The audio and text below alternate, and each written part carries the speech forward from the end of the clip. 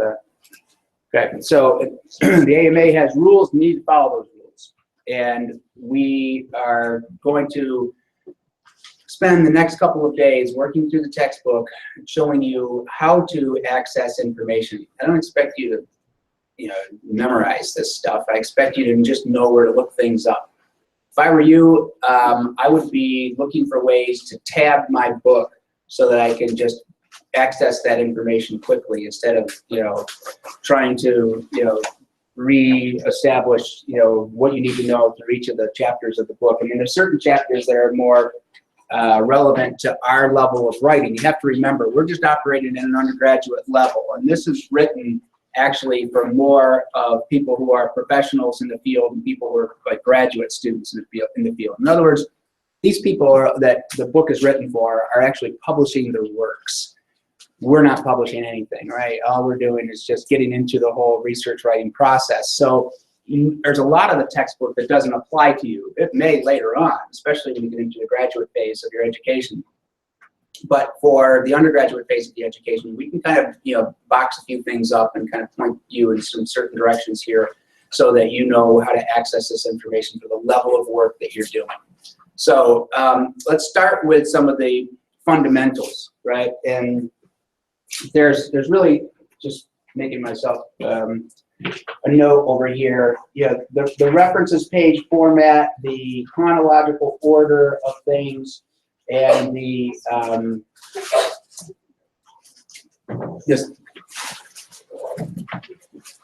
the process of putting the superscript citations in. So let's start with the superscript citations. I'll show you what the text says. I am on page 45 of the manual, and essentially what we're referencing here is a section of the text was talks to you about how to introduce authors in the studies, right? So you will, and most of you did a good job with this with paper 3. It's part of the reason why I had you write paper 3 in the form that I had you write it, so that you would kind of prepare yourself for how to do this, right? Introduce those sources. Make the authors the ones who are responsible for that information. Put those authors in the text. Jones did this, Doe did this, Smith and other folks were doing this, so that you can kind of correlate that information together. So you're operating by what the authors did, what they accomplished. Remember, your job is not to write a bunch of summaries of these studies. Your job is to synthesize the information out of those studies, write about what's important. What did they accomplish? How did they do it, right? And what are the important parts? Write about what's pertinent. Don't just fill your paper full of a bunch of data, right? Because what are you expecting your reader to do with all that data, right? You're expecting me to have some kind of photographic memory where I'm memorizing all the numbers that you're providing about all these studies?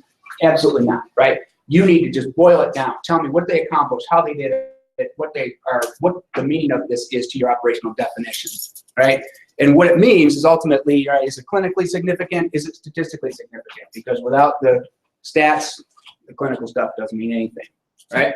All right, so you got to get yourself in the habit of writing about from the perspective of the author first, and that's good, right? I mean, most of you did that. Most of you got hung up on that a little bit. A lot of you got hung up on the author approach in paper 3, where you ended up writing almost all of your sentences as Jones et al. Did this, and Jones et al. Couldn't do this, and Jones et al. Didn't do this either, and it became monotonous. Passive voice, right? There were some exceptions to the rule. We talked about using passive voice to change those things up. Once we know who the authors are and who the doers of action are, now we can focus on the objects, right? So you can turn those sentences around. All right, in the event that you are introducing authors, there's 3 things you need to know, right? If it's just one author, then it's obviously the superscript numeral right next to that one author name. Notice that there are no first names, there are no first initials, there are nothing other than a last name associated with this. If you have 2 authors, then you would use both of those names. And if you have 3 authors, then it's the first author with et al. Notice that there's no comma. Notice that there's no period after all, right? It's just about as plain as you can get. You also know that Doe et al. Is plural, right? And what they're telling you here is that when you introduce your sources, and as you can see, they want the citation next to the author names. Right? So when you introduce that source, you put that numeral in next to the author names instead of at the end of the sentence. Okay, so if you have a sentence where you are referencing that information or from a source and you don't have the author names, then obviously you need to put that citation at the end of the sentence. But when you do have the author names, when you're introducing it, put that number right there next to that author name. Yep. If, say, like Doe had multiple publications, and it was like Doe et al. For different ones, would you just do? They each get different numbers. Okay, so you don't restate like Doe et al., Doe et al., you know? Yeah, it would just be Doe et al. 9 versus Doe et al. 10. I mean, you're going to have to do the numbers each time in that situation. Right. Because Yeah, I was saying it's not going to be comma like 9, 10 or stuff like that. I don't understand what you're saying. So Okay, like if you had two of them, right? I mean, if you're talking about both Doe studies, then it would be 9, 10. Okay. Sure. Yep. Yeah, you can do that. Okay, any other questions about this? All right, so notice the reason why I'm starting with this is that Doe et al. Means that you have 3 or more authors, right? Notice up above, right, in the same page, when you're writing your references page, you write in the references page up to 6 authors. Okay? Don't get this confused.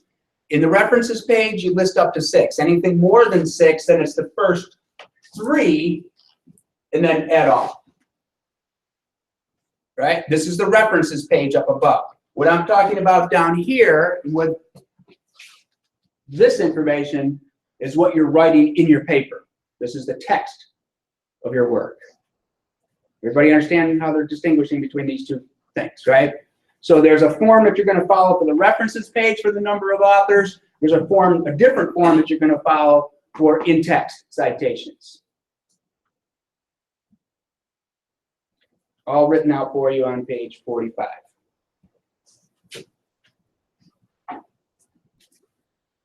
Now, something else that's going to happen in this.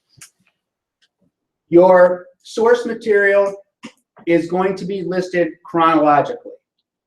What that means is that once you introduce a source, it gets a numeral, right? 1.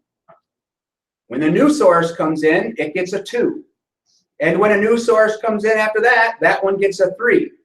And if you bring up any of the previous sources after you introduce 3, right, then you just go back and talk about those as 1 or 2, right? Everybody understand what I'm talking about here? So they're listed chronologically. So in your references page, there's going to be just a list. And so let's go take a look at what a references page looks like.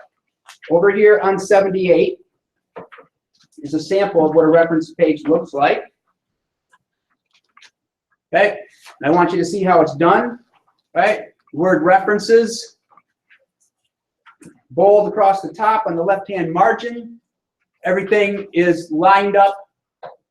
The numbers are lined up on one scheme, and then everything else lines up under the first letter of the author's last name. Notice that there are no hanging indentations. There's no indentation of any kind. Notice how the number or the second line of the citation doesn't come back out underneath the 1. It's lined up underneath the Y of the encounter here. All right? So as you can see, there's a particular format that they want it in. You need to follow that format. Page 78.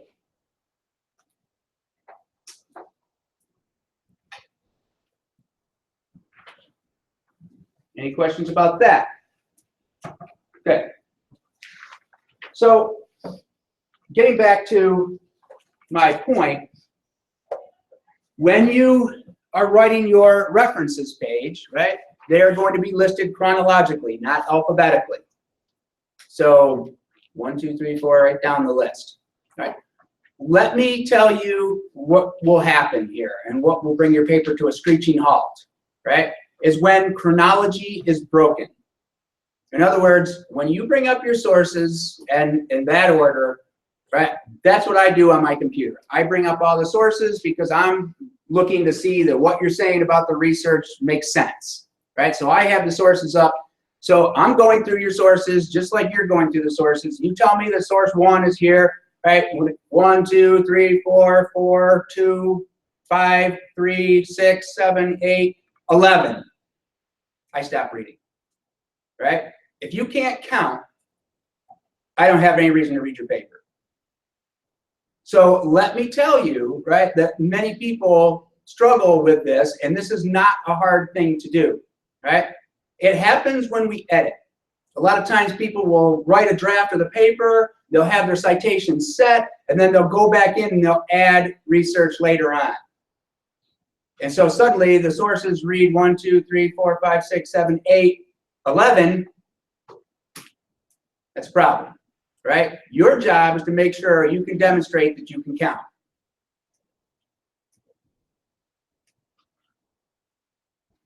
I'm telling you this today, right? Because there will be lots of people who will be coming to me with that look in their face, right? That says, uh-oh, I realized I made a mistake, right? Look, I'm telling you now, don't make that mistake. I just don't have the time to let you recover from something that's so elementary, right? So count your sources. Make sure you're going through them, because that's what I'm doing, right? I've got your sources in an order. You've got your sources in an order. You're telling me that they're in that order. When I'm reading through and all of a sudden that chronology is broken, I've got to go find that source. You're putting work on me that I don't need to do. So make sure your references page looks like a references page. Make sure your sources are identified, right, in the appropriate manner. And make sure that your chronology is in order. Demonstrate that you can count.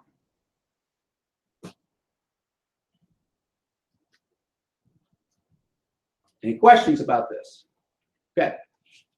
All right. So now that we know a little bit about what the AMA is requiring us to do and how we're going to go about doing it, I want you to take a look over here at what a reference page, what the AMA wants you to provide in a reference page, right? So this is page 42 in the textbook. I am telling you that page 42 exists for a reason, and that reason is just to get a general idea of what a source should offer for information. This is not the place that you are going to go and write your references page from. This is something for us to have a conversation about so that you get an understanding of what's needed in order for a reference to be complete, okay? You will find specific examples and rules associated with the specific types of sources that you have, right? So you're not going to be using this as your mechanism. We're just going to talk about this from the perspective of here's what you need to offer. All right, so there's a couple of things that we need to make sure we're dealing with. Most, if not all, the information that you're going to be providing in this research paper that you're writing is going to be a journal, right? Meaning that it's coming from, the journal of whatever, right? And so that's where you're getting most of your information, because that's where studies are published, right? Obviously, some information would maybe background information or something, which is another thing you got to be careful of, right? If you're going to try and salvage information from paper 2, and you go back and start pulling that information, and that information isn't cited, right? You've got to make sure that that is, because plagiarism is a serious offense, right? We'll talk about plagiarism and what the penalties are for that, right? And how this course differs in terms of the college's policy on that. But ultimately, you've got to make sure that if you put anything in your paper, that information belongs to someone that's not you, right? So when you start putting information in your paper, you've got to make sure that you're citing everything that you're borrowing. So it should be very clear to me, as I'm reading your paper, what information is coming from a source and what information is yours, which is your analysis and evaluation of the sources, right? Your synthesis of that information is different than the information of the sources themselves. So if you start off your paper, this happens to people all the time, right? Diabetes affects 25 million Americans. No citation. I stop reading right there, right? Plagiarized. You just gave me information very specific to a number, telling me that 25 million Americans, you don't know that. You don't own that information. That came from somewhere. If that doesn't have a citation, that's plagiarism. You fail. It's easy as that. Right? If you are borrowing information, put the citations in, right? If you've got information in your papers, which I have allowed you to do, right? I've allowed you to go out and use information that has not been cited, right? I told you, I'm not worried about AMA and all that stuff in the previous papers. Now I am, right? So if you're borrowing information from anything that you've written before, you've got to make sure you go out there and get the sources that back that information up. Whether they be a textbook or maybe a organizational website or something like that. That's the reason why we're going to talk about those things down here, right? All right. So most of the information that you're going to be evaluating is going to be in the form of a journal. So I'm expecting to see lots of journal entries in your references page. Okay. There's two forms that journals exist in. One is the printed form, which means that you have your hands on it. You went into the stacks, you pulled it off the shelf, and you're reading the hard copy. That's what the print form means. Most of you, right? I mean, and we have lots of access to print journals in our stacks, right? And you should be up there digging around on that third floor for those things. But a lot of that information can be accessed online, okay? Which to our databases. So you have the electronic version of them. Pay attention to what has to be in these two different elements. All right, let's start from the beginning. Authors.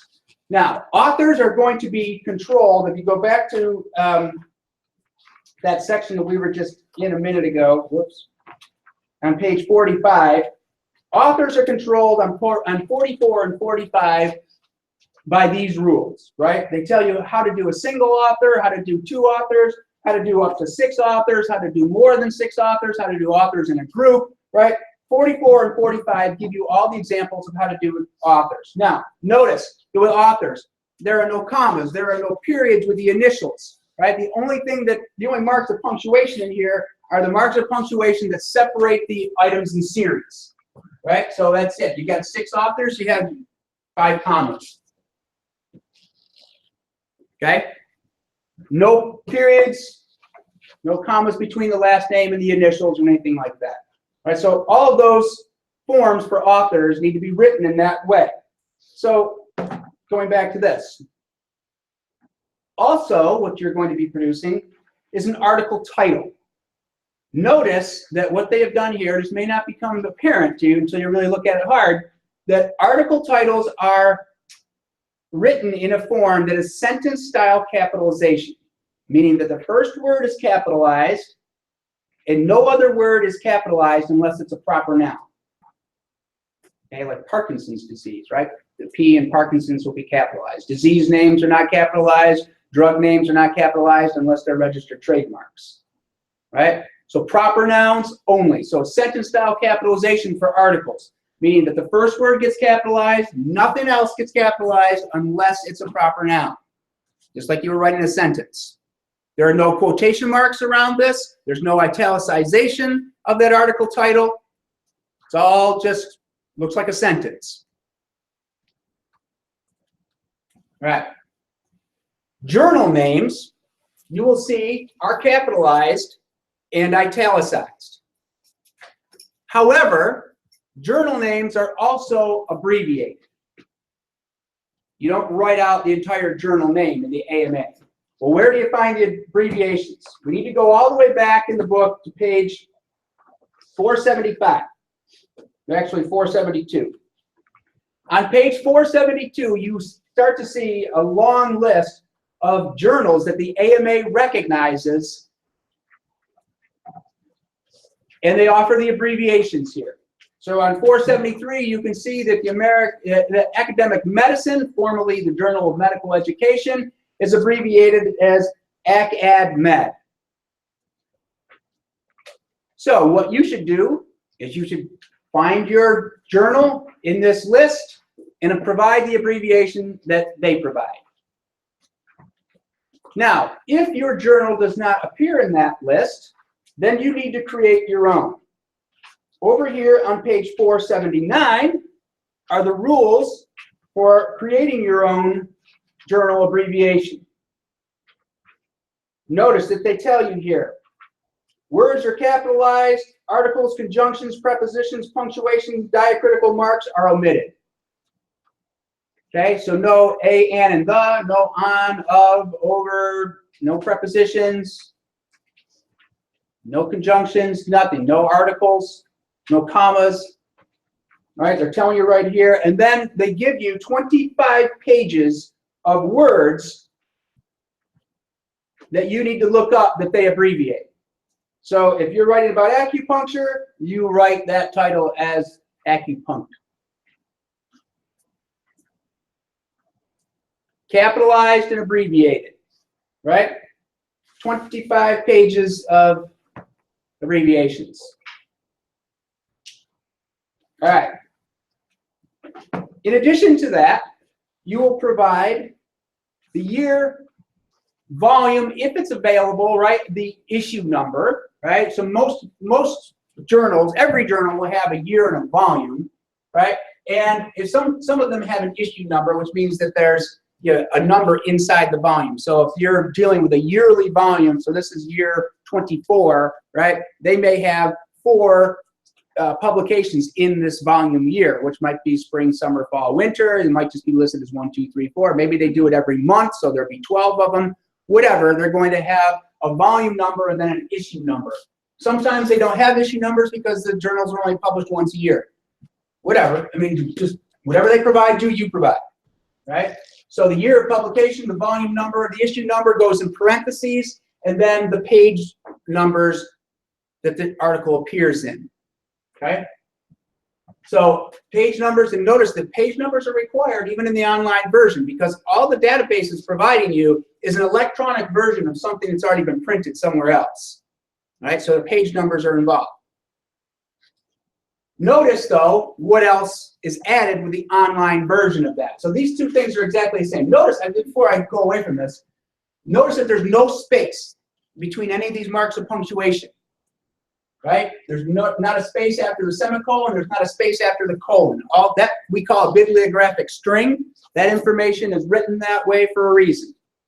You follow that rule. Okay, no spaces between the semicolon or the colon.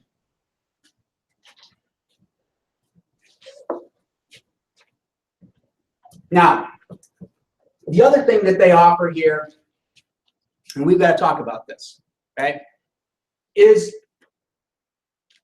not every journal is going to have a URL. This is something that has, the AMA has not covered, and that is getting information off of a password-controlled database. You do not, if you're getting articles off of a database, you need to know that there is a separate section in here for databases, right? You are not getting your information off of a database. A database is a warehouse of information, a bunch of numbers all stored on a computer somewhere, right, that process information for you and condense it into a form that you can understand. Now, that's what a database is. This is just what we have in our library, even though we call them databases, that's just ways for us to take information and provide it to you in a convenient form, right? It's not a real database. So we're writing a journal article that's in an online format. I know that our library database provides you with what they call a live link in there, right? And they have this www.damon.edu, and then there's a whole string of letters and numbers, right? That is not a live link. Let me just repeat that, right? If you're getting your information off of our library databases, you are not going to be providing me with a URL. That is not live because everybody who accesses that information with that link has to be signed into the Damon database in order to do it. Right? Your database is password protected. It's not something that's relevant to the field, the community of people in medical science. If I type in that URL, the only thing that's going to come up is the front page of the Damon database saying sign in.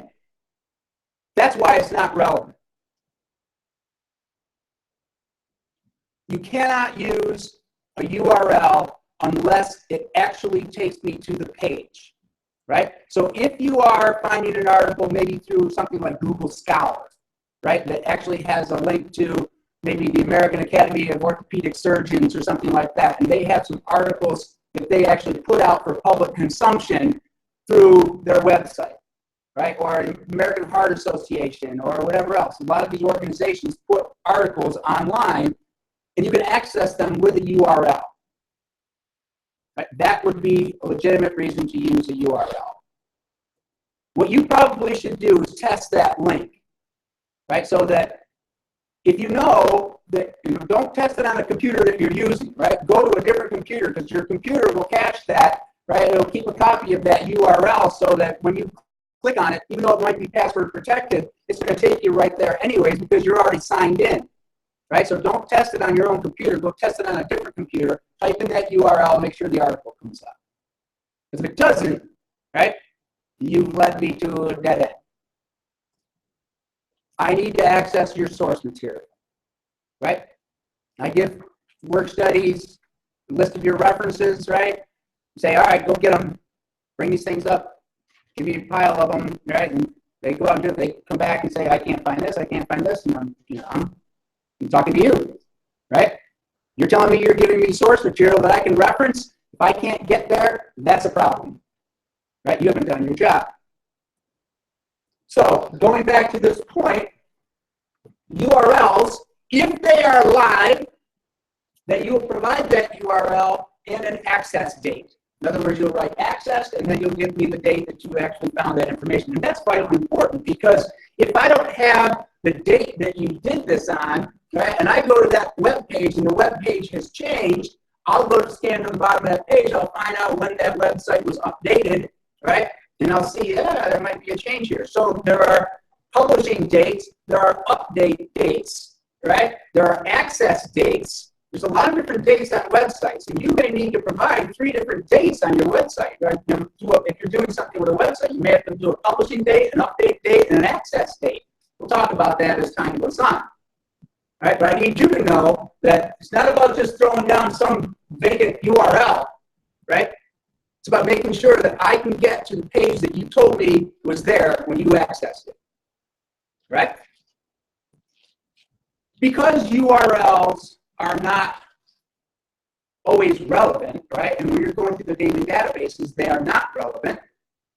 We need to have a different mechanism, and that different mechanism is what we would use as a DOI or a PMID number, right? So what we need to do is we need to go over here. I need to draw your attention to this particular section on electronic references. It begins on page 63, right? And they talk about DOIs and PMIDs right down here in the middle of page 63, right? And they give you examples over here on 65 on how to provide a DOI, right? So after your source, you've got your authors, you've got your sentence style, article title, you've got your Cochrane database systematic reviews, abbreviated, italicized, and capitalized. You've got your bibliographic string with your year, your no volume but a series number and page number, but then there's the DOI, right? And the DOI is king.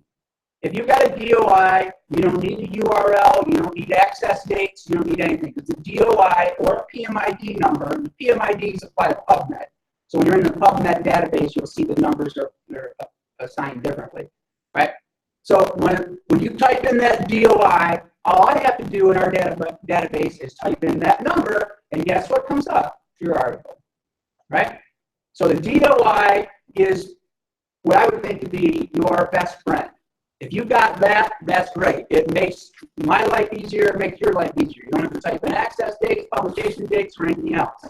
You don't have to worry about the link being live, because the DOI is accessible no matter where I am.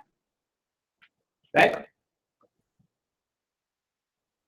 If your article does not have a DOI, now this is happening, right? Because the DOI system, I mean, they're going back and they're trying to assign DOIs to every article that's been published, and obviously it takes a long time to do that. So a lot of the recent articles have DOIs associated with them. A lot of the older ones don't.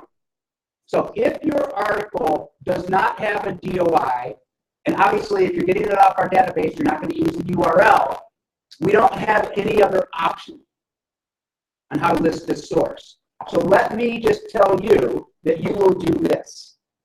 If you run into a situation where your URL is not live and you don't have a DOI or PMID number, then you will just write the database name, right? So whatever, not EBSCO, because that's a company that houses databases. but you're going to put in there, like PubMed or Medline or Academic Elite Healthcare or Science Direct or whatever the database name that you're using to get that information, you can put that name of the database in there in your access date. Right? That's the only thing I can ask you to do. It's not in the book. The book doesn't tell you to do that. That's just the only way that I can access information appropriately if there's no URL and no DOI. Yeah. But if a link brings you to an abstract, No way. Abstracts are not the source. Right? what if you have like a subscription to like the journal? Then what you should do is probably just send me a hard copy of your article when you turn in your paper, right? If you've got a printout of that, you can just say here, you can access it. I have access through University of Buffalo's library, pretty much everything that's out there. So if you've got a DOI, and it's, or anything else, or a web address, if it's a standard journal that is in our profession, I should be able to access it. But you might want to ask me ahead of time, right? Just tell me, hey, I got this article off of this website or this place, and I've got the subscription to that. Then, I'll tell you, well, I can get it too. So, all right. But if I can't, then I'll say, just print me up a copy of that. Any other questions? That's a good one. Yep. So if we get sources from like interlibrary, obviously. You're not getting them out of a database, right? You're going to cite them as print. Right. Yeah. So do we have to send you those as well, or because you're at the end of access? I have access to them. Yeah. So I'll just go to the University of Buffalo's database, and they're a research institution. We're a small college, right? I mean, there's 25 research institutions in the country, right? One of the 25 is in our backyard. Now, how lucky are we, right? We also, as David students, we have a reciprocity agreement with the University of Buffalo. We can use their databases, right? If you as a student want to go down there and show them your ID card, you can sit down and use your databases and collect all the information you want. Open to your use. So that's a pretty good thing to have under your belt. You're really interested in developing the research appropriately. So, but there's only 25 of them in the country. We've got one right here. We've got an agreement to use their stuff. That's the reason why we're not supposed to spend a bunch of money in our library, because we can use theirs. Right? For the page numbers, if it's like 116 to 120, should we say like 116 to 20? Yeah. And the AMA will tell you how to do that. Yep. The book will give you the page number rules and stuff. That's you're right. That's exactly what you do. Okay. So, journal articles. Let me just go through this again, just to summarize, right? There's print versions and there's electronic versions. Electronic versions they're going to appear in one of three ways. They're either going to have a URL attached to them, which would mean that that's a website that's independent of our databases. You're going to have a DOI or a PMID, which means it's coming off of our databases, right? Or it's going to have a database name and an access date because it doesn't have a DOI. Everybody got that? Those are the three options. You have the electronic version, or the other version is that you're getting it with your hands on, right? The print version.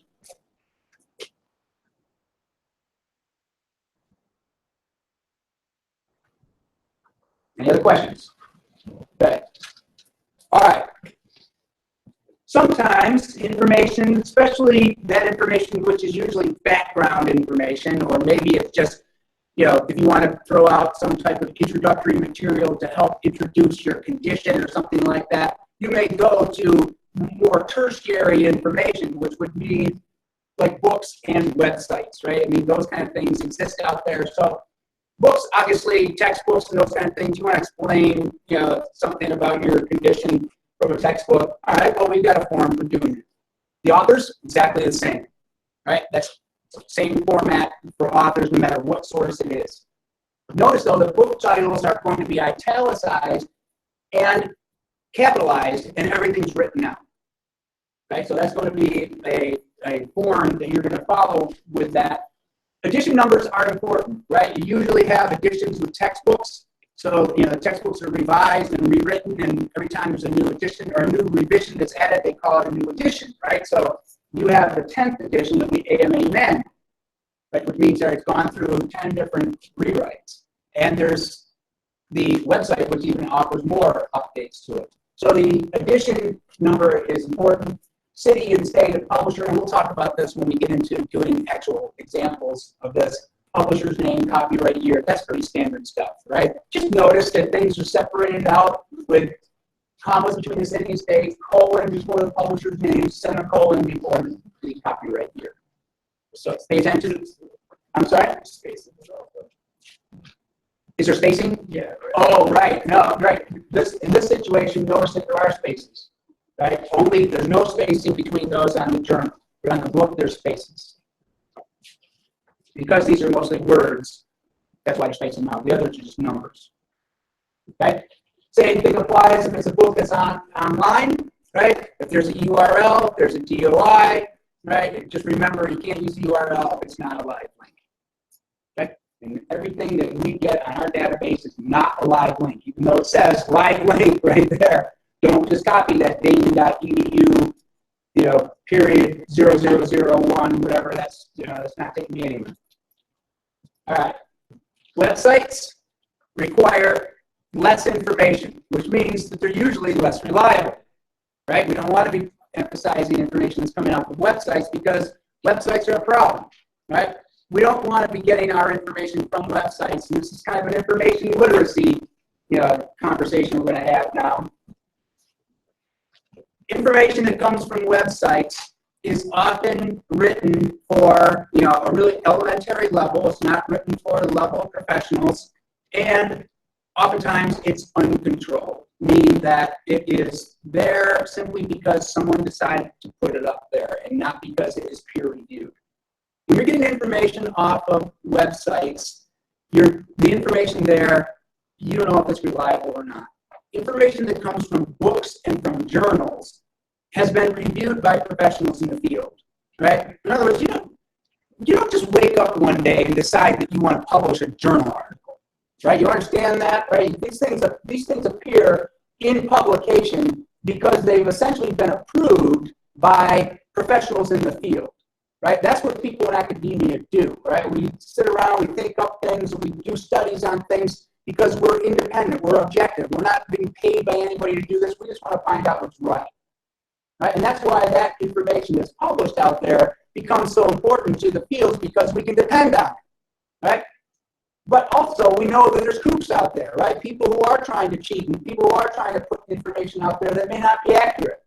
So those types of people usually put their information in fancy looking websites that make it look professional, make it look reliable, but it's not, right? It's the reason why there's things like child pornography and bomb making instructions on the web, right? Because there's kooks out there living in their parents' basement who do this stuff, right?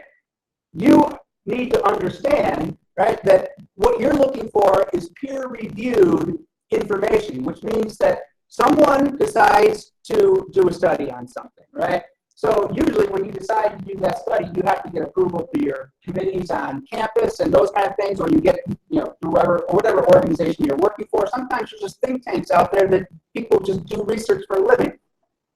No matter what, that information gets approved at a local level, and then in order for that information to actually be published, you send that query out to a publisher and say, hey, here's my idea, this is what we're trying to do, here's the manuscript or a chapter of the manuscript or the write-up. They decide whether there's like an acquisitions editor. That person decides whether that information is worth pursuing or not.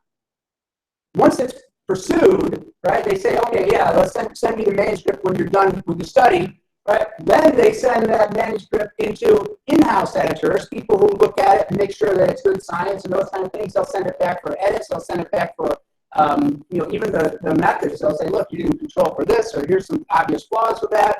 And then once the manuscript gets approved by the publisher, they send it out to independent reviewers, right? People who are in the field. I get stuff come across my desk every month, right? An article from somebody, a manuscript from some publisher saying, hey, we want your opinion about this. I read the article, I write my review, I decide to accept it with changes, or reject it, right? That's what we do. We put our information out there into the domain of experts in the field, and we ask people their opinions on it. And if people start to say, hey, look, this has got nothing to do with where the field is going, or this is, kook science, it gets rejected. It doesn't end up published.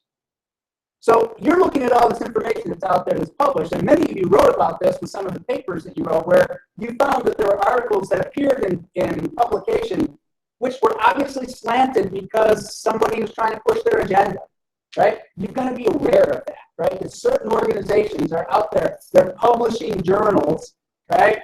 But the information in them is slanted toward their perspective. They want information out there in the public domain that's going to promote their field. They're not interested in knowing what's right. All they want to do is make their profession wealthier. So you have to be aware of the fact that even though information appears to be legitimate, right, oftentimes it's not. It's the reason why websites are so dangerous, right? Anything that is .com, right, you should be red flagging that right off the bat, right? Because that takes, the only prerequisite to having a .com website domain is $2.99 and the ability to fill out a form, right? There is no scrutiny of that information that's out there in .com website.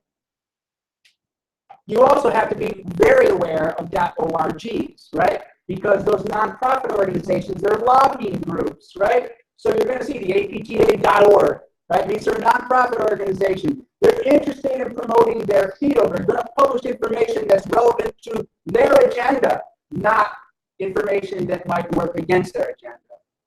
So that's why .orgs, I mean, you might be thinking to yourself, oh, they're nonprofit organizations. You know, well, they're not trustworthy. .edus, same thing. Not trustworthy. A lot of times, student papers end up in a .edu. In other words, some professor has a website, he's got a bunch of student papers up there, and they end up, it's the reason why you don't do your research in Google, right? I mean, you go to Google, you're going to end up with all this garbage. It's not going to do you any good because none of it's going to be legitimate. I mean, no offense to you guys, but you're just students. You don't know anything. So to get research from students is like the blind leading the blind, right? So why would you go get information from people who don't know what they're talking about? And what happens a lot of times, they're talking about that peer review process. There's a lot of professors out there who are unethical too, right? People who try to go through the peer review process and get rejected. And then all of a sudden they look around and say, well, you know, I really put a lot of time and effort into this, so I'm going to manufacture my own website, or I'm going to put this article up on my website. So suddenly there's this article that appears to be very professionally done, it's got methods and all this other stuff, and it's got a .edu suffix on it, and people are saying, oh, it's coming from an educational institution. It must be legitimate. Not true. I'm just telling you, right? You've got to understand information literacy. You've got to understand what information is out there that's published, right? And then what information is out there that's posted. Anybody can post anything they want to the internet. But publishing requires that you go through the system and that you've got experts in the field who are accepting your work into the scholarly dialogue and not just not just deciding to put stuff out there and call it legitimate.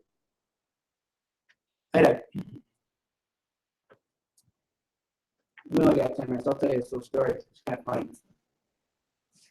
Talking about publishing and posting, right? And this is right? There are vanity publishers out there as well, right? Vanity publishers meaning there are people out there who will publish your book if you're willing to pay them $500, right? So what they'll do is just a bunch of, they'll take your pieces of paper and they'll pile it all together. They'll put a cover on it and make it look like a textbook, or make it look like a legitimate source. It's not publishing because there's no peer review. I was walking to the lobby of a conference in Charleston, South Carolina a couple years ago. And see a couple of my colleagues, and they're all sitting around this table and fireplace, and there's some guy down there, and he's telling them a story about his travels and all this other stuff, And they're all, engaged in this guy's story, and he's a very good storyteller, right? And I just kind of walk by, and I'm just, of course, I don't want to be part of it, but someone says, hey, you got to introduce you to this guy over here, right? So luckily, I go over there. Of course, anytime I get involved, something bad's going to happen, right? So I go over there, and this guy starts, reiterating the story and all this, and now I get where he's going, right? He's like, well, yeah, I wrote a book on this. And I'm just like, oh, yeah, right, you wrote a book. And so he's passing his book around, and all these people are just eating it up. Oh, yeah, look at these pictures and all that stuff. And what's about it is, I don't know, orphaned in Australia and World War II. He ended up here for some reason. Tells this great story about how he got here. So anyway, so I'm looking at this book, and first thing I do is I just go to the title page to find out who published it, right? And first thing I see is a vanity publisher name, So I hand it back to him, and start to walk away. I don't want to be part of this conversation anymore. And he starts going, well, I've got, if you guys are interested in this book, and here it comes. He's like, I've got a bunch of them in the trunk of my car, right? He said, I'm selling them for $25, right? So nobody who's a publisher carries their books around in the trunk of their car, right? I mean, that's what you have to understand, is that marketing agencies take care of the publication of your books. Your books appear on Amazon and other places like that, so people can then buy them from the distributors, right? Nobody carries around boxes of your books unless you're a snake oil salesman, right? You're just trying to peddle pieces of paper. So I'm sitting there, and trying to get away from this conversation. He's like, well, you want to buy one of these books? And I'm like, no, I don't want to buy one of your books. That's your book's crap. And now, the conversation begins, right? And so I'm telling him, like, look, anybody can do this, right? You got a story to tell. So what? It doesn't mean that it's worth $25. It's not published. It's just, you got a bunch of pieces of paper, somebody take together and put a cover on for you. So, see, of course, that created an uproar of my colleagues and that kind of stuff. But the whole purpose of telling you the story, right, is that there's a difference between publishing something, right, which means you're a legitimate contributor to the field, versus somebody who's just taking together a bunch of pieces of paper. That's why websites are dangerous, right? Because all they are is just somebody who wants to put information out there. It's not necessarily legitimate information. So you should be very cautious about getting any of your data, any of your studies from anything that's a website. Like if you want to use something like the American Heart Association as, to establish that 250,000 people have congestive heart failure every year or something like that. What's the purpose of telling you that anyways, right? Why do I care? I mean, there's no reason to even throw out that general information. Just get to the point. You've got a condition, 2 treatment options, right? That's where you want to be. And you don't need to go back to square one to start your paper. So just get right into your topic. You can avoid some of that background information. Just do it. All right. Any questions about anything we've covered so far? On Friday, we're going to start going through the references page in detail. Yeah. For my previous background information, I took some of it from the journal. Okay. Would I cite the journal, or would I find their source where they found it? And then Well, did they cite it from someplace? Did they have citation? Yeah, then you go back to the original thing. We'll talk about secondary references in a couple of days. That's a good question, though. But yeah, you go back to the original source. We got a good story to tell you about secondary references, too. So, all right.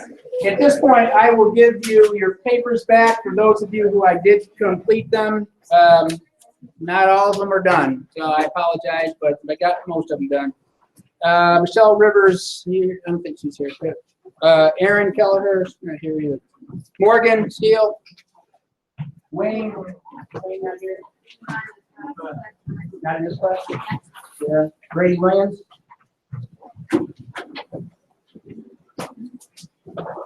Megan Irvine.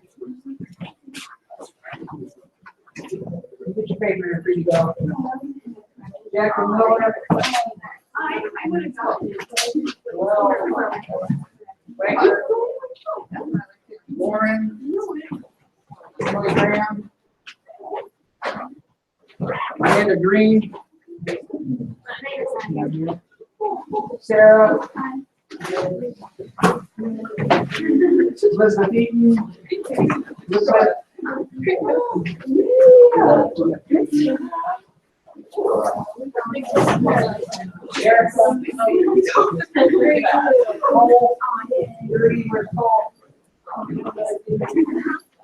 Warren.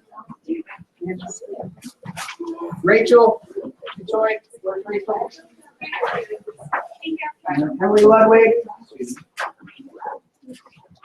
Terry Aiken. Adriana. Captain Daly. Yes. Johnson. Alan. Nicholas. Guardino. Yeah. Kimberly. That's all I got, guys. All right, you get one back, and, I'll have yours on. I'll have it done this afternoon. If you're really anxious about getting it, you want to see me at like 3 o'clock, I'll have it done. What's up? I have a question. For like the intro one, like I recently